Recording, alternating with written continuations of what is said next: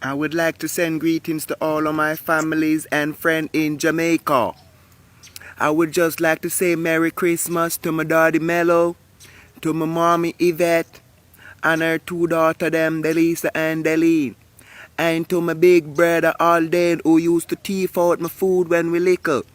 I remember the days them, me and my cousin Kevin used to play marble round at the back of the yard. And me and Barry and Trudy used to play basketball. Woo! Those days was fun.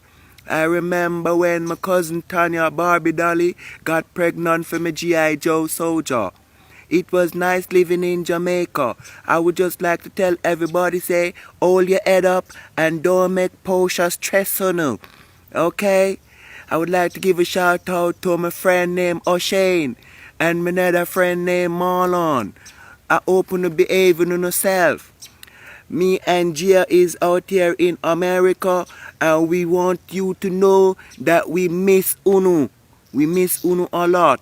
And I've been out here for a while so you see that I catch the accent.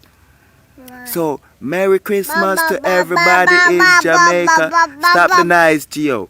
Merry Christmas to everybody in Augustown. Stop the noise, boy. Ciao.